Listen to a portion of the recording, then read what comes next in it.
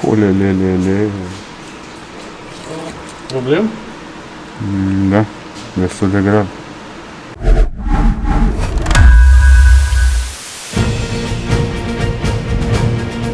Șoc și groază, doamnelor și domnilor, 2 autoturisme au fost găsite în Colentina fără presiune de ulei. Căutăm presiunea și revenim. Cum e, mă? Ați găsit presiunea? Nu? În sfârșit. Salutare și bine v-am găsit. Voiam să vă spunem că mâine, 19 noiembrie, începe Black Friday la Gebo Tools. Sunt o tonă de produse la super prețuri. O să aveți linkul jos în descriere și nu uitați, stați până la finalul clipului pentru că vom anunța un giveaway cu 5 truse pe care le va pune Radu undeva pe ecran, undeva în partea asta, cu 216 scule din alea mari babane. La preț de listă sunt peste 500 de lei. Stați până la final. Care mașină intră prima, mă? Passat sau Audi? Vagul. Vagul intră sigur, hai. De a doua, dreapta! Hai, micule, împinge și tot. Ai speriat? Mai bine băgați asta în nas. N-are treabă. N-are treabă, E acasă? Motorul sau ai plecat în concediu? Aoleu. TDI Power! Power TDI. Băi, de când am mai avut un Passat, domnule. Presiune de ulei slabă. Așa scrie pe bord. Și urmează testul. Primul test care îl facem la această mașină este măsurarea presiunii de ulei. Să vedem ce presiune de ulei are la rece acum. Ce suletul ăla, nu? Da. Să vedem care-i treaba. După aia vom demara în funcție de ce vom găsi. Te sipă cu rulelii. În sensul, Da, am montat unul acum. Adică aia mă chinui să fac, e pus acolo. Asta e la vechi. Asta e original Mercedes. Asta nu știu ce a apărut aici. Senzor de... Presiune diferențială. Face diferența dintre presiuni de înainte și de după filtre de particule. ăla de evacuare de... Da. Ca să citească când trebuie să intre în regenerare. Cred că a fost un chinez din ăla cu mâinile micuțe care l-a pus acolo. Eu cred că l-a pus când a construit mașina și după aia a pus Și motorul. a zis că nu pică niciodată. Nu înțeleg cum pot să fac eu să deschid asta. Nu poți, până mai așa. Ca să înțelegi ce fac eu acolo, sunt 2 coliere la furtunurile alea, exact ca asta. Aoleu. E, și eu acum trebuie să strâng înapoi. Ca să înțeleagă dragii noștri hateri, avem sculă de a strânge și de a desface aceste coliere. Dar nu e atât. Dacă era atât, o băgam acolo, dar nu e atât. E mai măricic un pic. Să faci tu upgrade la un cașmir, la un ceva, catifea. Catifea, nu? Unde trebuie să înfici? Aici. Vom da sonda jos de presiune, vom pune reducție și vom monta ceasul de presiune. O vom porni la rece, vom vedea ce presiune are la rece la prima cheie. Dacă totul e normal, o las până se încălzește cu manometru pe ea. Și vedem.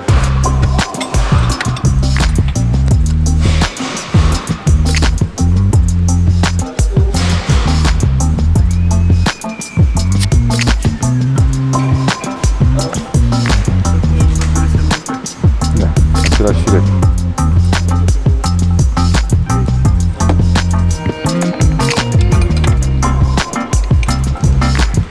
Bun. Vom da jos filtrul de ulei, să-l verificăm dacă are șpan. Dacă are șpan, măsurătoarea de ulei nu mai e valabilă teoretic.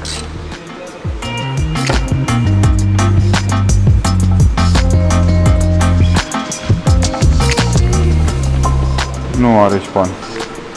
E ok? Da.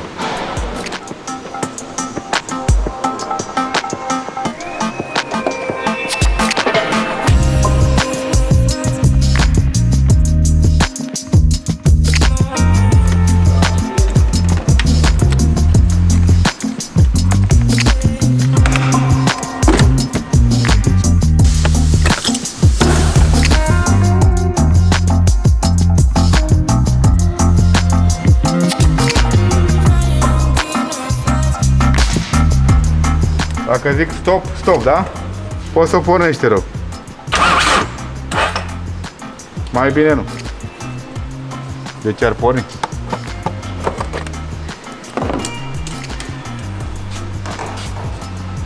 Bogdan? Start.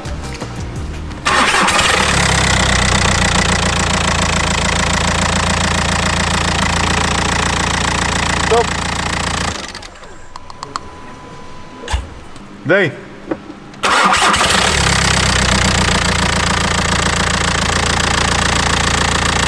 Stop. Nu are presiune deloc. Bă, am că este ca ceas cu care ai verificat la mine și avea 4 jumătate. Nu are presiune deloc. Bogdan, mai stai o secundă să mai fac un test. Stai mă puțin și nu mișcă deloc, chiar așa rău să fie. Scoatem ufa. Auzi, Bogdan? Pentru o secundă pornești și oprești. Da. Hai, pornește-o. Încearcă. Stop. Nu mai. Nu trebuie să spui pe ulei pe acolo? Ba da. Gata. Dar are ulei, nu? Motorul are ulei, dar presiune nu mai are. Ceea ce înseamnă că e de desfăcut, nu? Da, este de desfăcut. Pentru o analiză mai concretă. Poate a scăpat. Are sens să iei compresie? Nu are nicio treabă. Aici totul e legat de presiunea de ulei. Presiunea de ulei e 0, nici măcar 0,3, nici măcar 0,2, nici... Nu are deloc. Cauzele pot fi multe. Poate să fie pompa de ulei exact ea, supapa de la pompa de ulei de presiune. Câți kilometri are mașina? 169.500. 161? 69. 69.500. Și real? 469.500.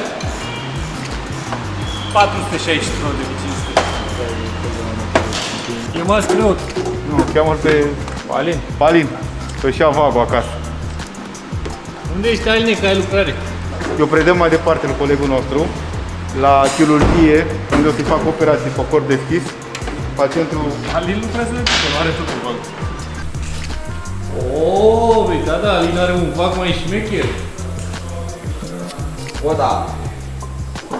Suport motor, plăcuțe spate, petriere și...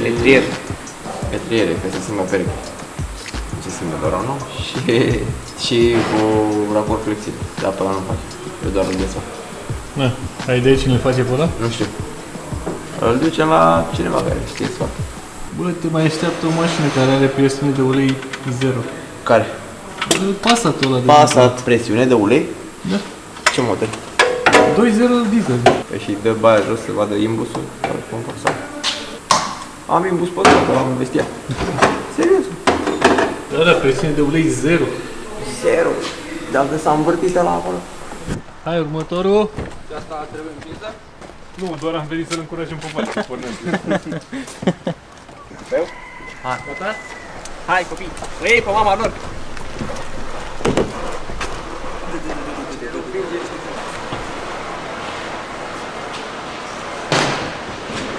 Deci la Volkswagen Passat, care tocmai am făcut constatarea, poate să fie una dintre cauzele mașinii acest ax, care se creează niște uzuri aici și în momentul a început să scapete.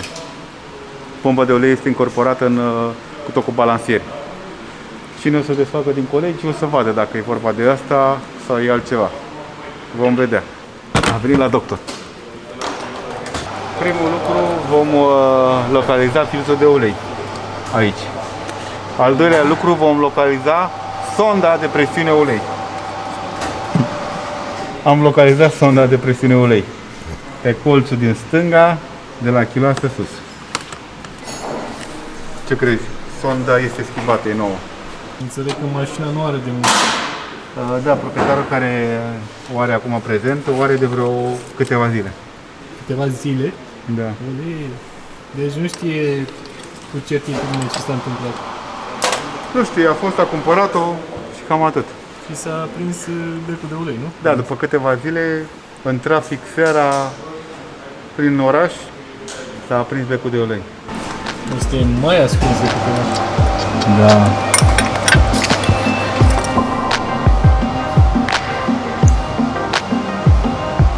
când a fost schimbată. Italia. Cred că ceva ieftină ceva. Da.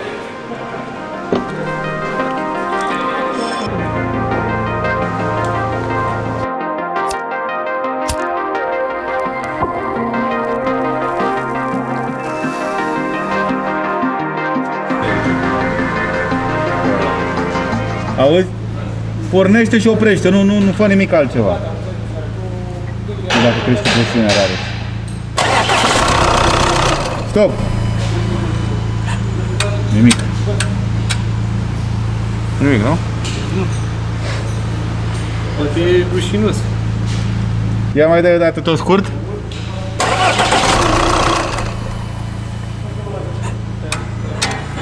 Ia pornește-o. O las mai mult? Da, 2 secunde.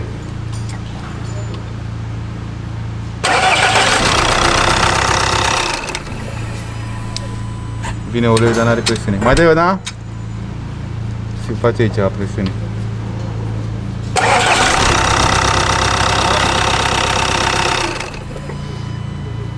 S-a dus. Da. Pornește-o, Bogdan.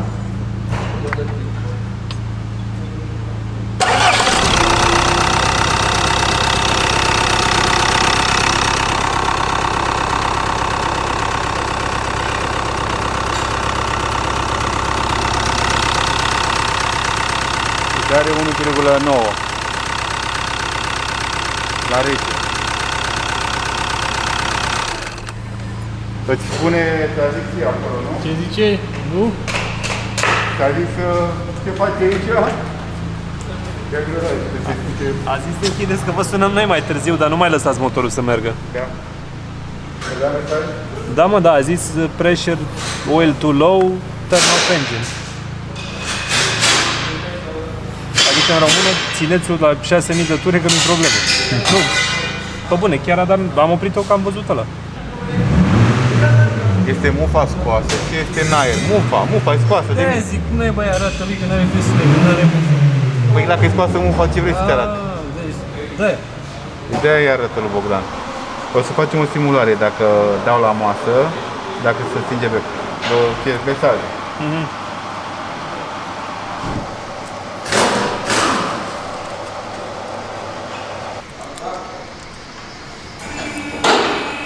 Da?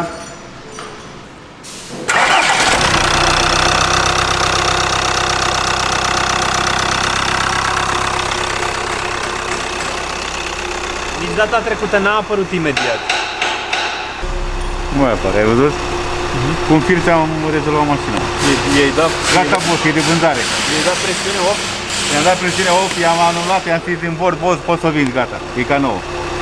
Nu, e vorba că era sonda scoasă, firul, și el citește la masă, prin așa lucrează. Nu mai zice de masă că Costi săracul se face foame. o să credă că e pauza de masă. Cu ea la fugă e primul la masă. Da. Are presiunea bună. E posibil la prima discuție să fie sonda. Atât. În caz fericit.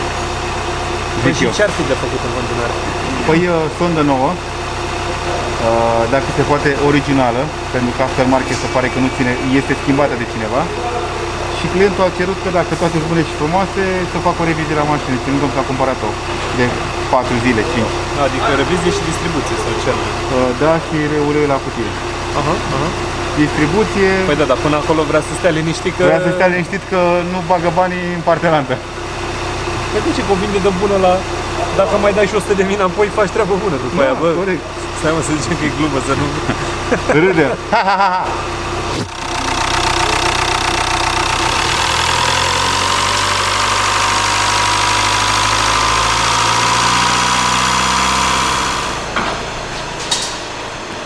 Deci 1,4 bari trebuie să aibă la 2000 de ture. Și la relantul trebuie să aibă 0,8 bari.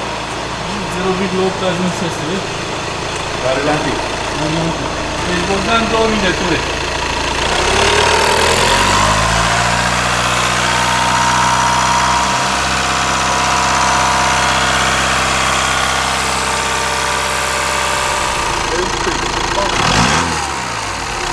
Mai dai? Mai tare? dai? E posibil la această mașină să aibă nevoie de spălat sorbul, pentru că are DPF, poate fi sorbul un pic înfundat. Are presiunea bună, dar totuși în relantiu e cam la limită. E un 0,7 așa. Da, nu e 0,8, 0,7. Mai lăsăm să se mai încălzească motorul. Are un pic. Compresia? Foarte mică. Deci are, cred că, 0, auzi? Știi, cred că cât are? Din 0,8, cred că are un 0,23, cam așa are. Dragoș literalmente freacă motan. La propriu. Și Radu își trage muța de coadă. Eu nu înțeleg dacă ar fi sorbul, de ce nu era așa la reche. Care are logică, dar nu are până la un punct. Cum la cald. Adică mie să nu se întâmple ceva cu pompa de ulei Pompa, în sine. când se prinde pe bloc, E cu curea asta. da, când se prinde pe bloc, ca să facă transferul gen din pompa de ulei să ducă în sus pe sistemul de ungere, n-are o-ring, exact cum am explicat la Mazda. Nu știu dacă se aduce aminte, că avea două o-ringuri. Bă, da, nu știu, dar nu știu dacă are o la asta. Adică cum face trecerea? O garnitură, trebuie să fie ceva. Nu pare a fi de puneri. Faza în felul următor. Teoretic era sonda defectă. În situația asta, la cald, nu mai este sonda defectă. Este vorba de, așa, sorb înfundat, ulei contaminat, pompă de ulei defectă pe supapa de regulare a presiunii, de repet, pe supapa de regulare a presiunii, nu pe ea ca mecanism, adică ea poate să facă presiunea foarte bună sau foarte proastă. În situația asta, fără demontare, nu putem da o concluzie finală.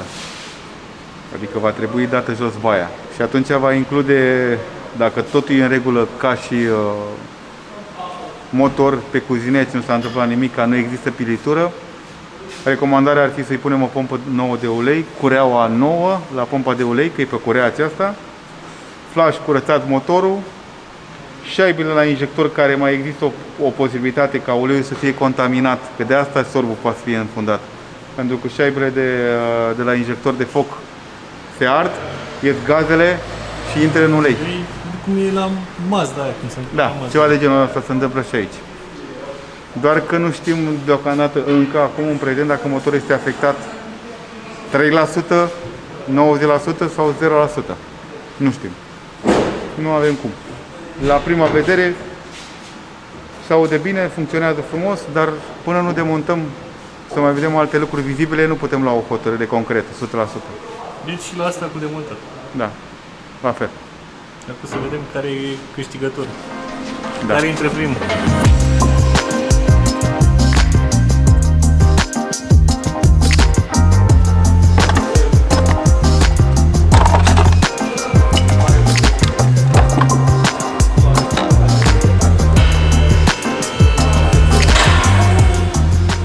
E cam udă situația. Cam udă, da? Are pierderi de ulei.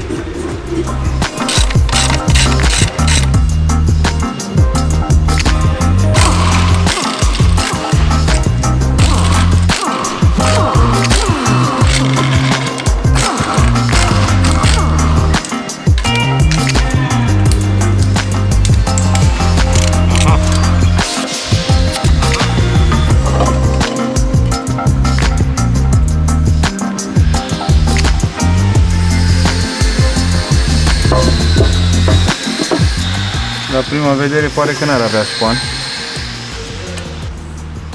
La prima vedere pare ar fi totul în regulă. Sorbul nu este Solul înfundat. pare ok. Da.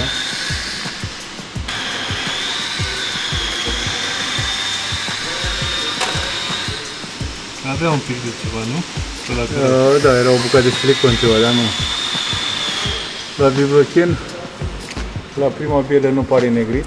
Pompa de ulei se află aici. Asta e pompa de ulei.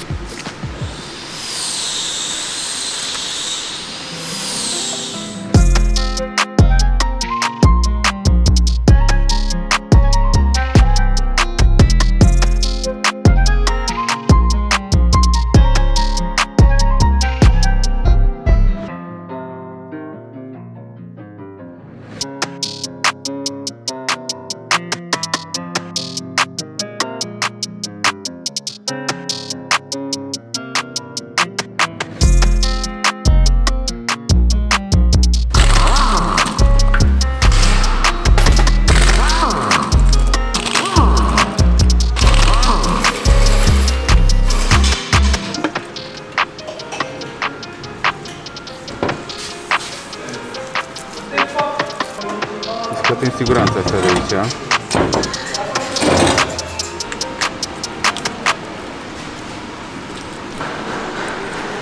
Yes.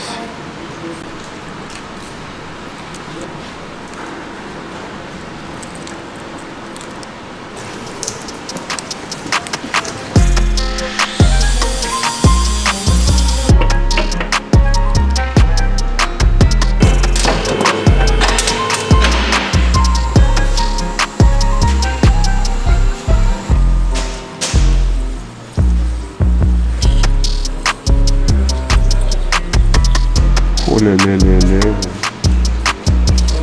Problem? Da, destul de greu. Problema în pompă e această supapă de aici. Care ține presiunea. Da.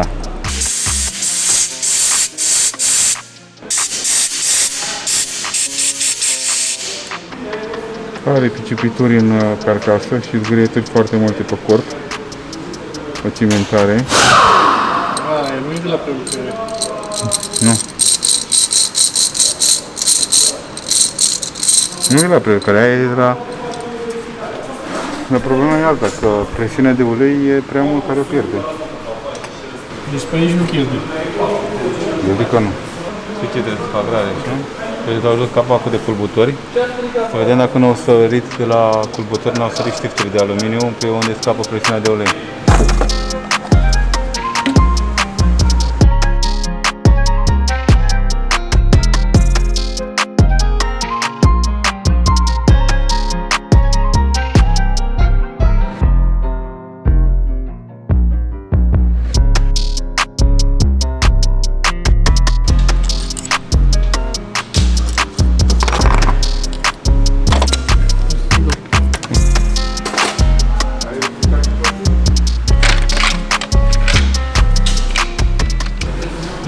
De astea de aici din capăt. Da, nu sunt sărite, să știi.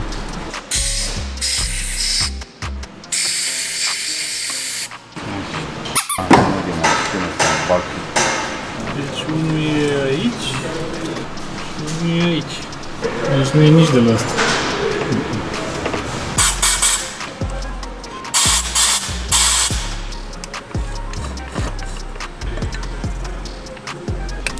Ce stai?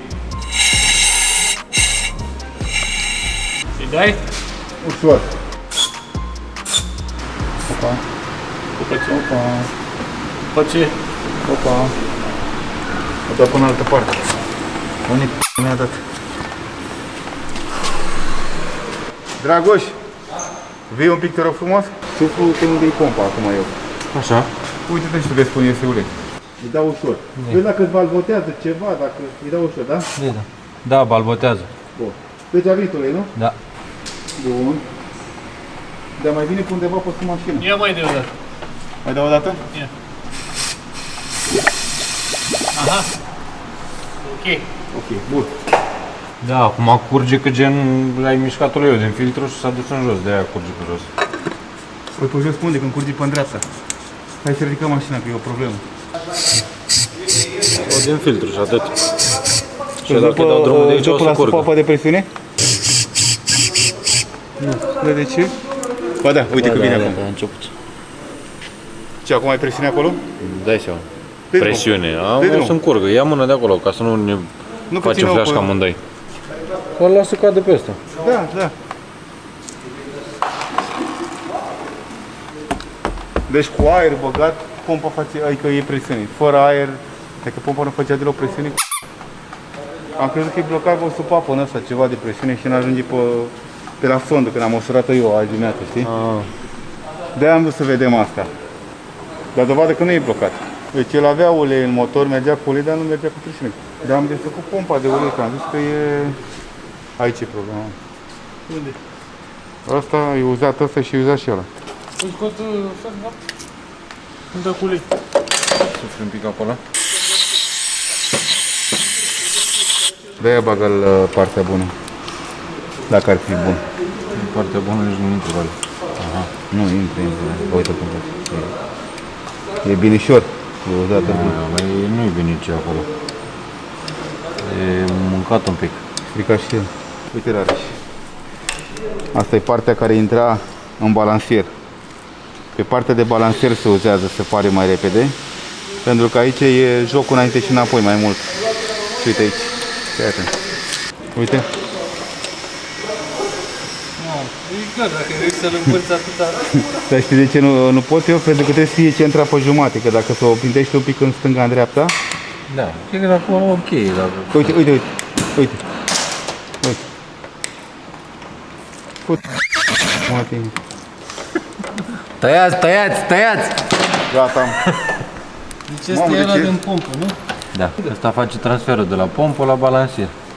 De fapt, invers, din balansier Din face balansier. transferul la pompă. Și pompă. Invers, invers. De asta se duce și popa nu mai rămâne antrenată. Practic, dacă nu mai învârte pompa, ce presiune de rezultat? Da. Deci trebuie tot. Pentru că aici este uzat și balansierul, axul. Și găsești un balansier, un arbore... Nu, găsești Un ansamblu. un ansamblu. Mă gândeam dacă l-am pune nou, știi, axul. Nu. Dar O nu. să țină o O perioadă și după aia le dar după aia o să ducă. Da. Fiți amabilă, aveți idee unde este presiunea de ulei? Deci, din păcate, la Passat trebuie luată pompă de ulei cu tot cu balansieri, iar la Audi, nu știm, mai mult vreun pronostic? Uzură pompa ulei. Și la ăla zice. Da. Nasol că omul abia a luat mașina și se aștepta să facă o revizie și o distribuție și acum e cu pompă de ulei și semne de întrebare, ceea ce nu e atât de plăcut. Dar să trecem la chestii mai vesele. Avem cele 5 truse de la Gebo cu ocazia Black Friday care se vor da. Concursul se va face pe pagina mea de Instagram pe care o aveți aici. Regulamentul va fi tot acolo. Și acum, voi ce credeți că are Audi-ul? Rareș bănuiește că e uzură la pompa de ulei. Eu cred că e un pic mai rău, dar îmi doresc să nu, sincer. Scrieți și voi jos în comentarii și ne vedem data viitoare. Pa, pa!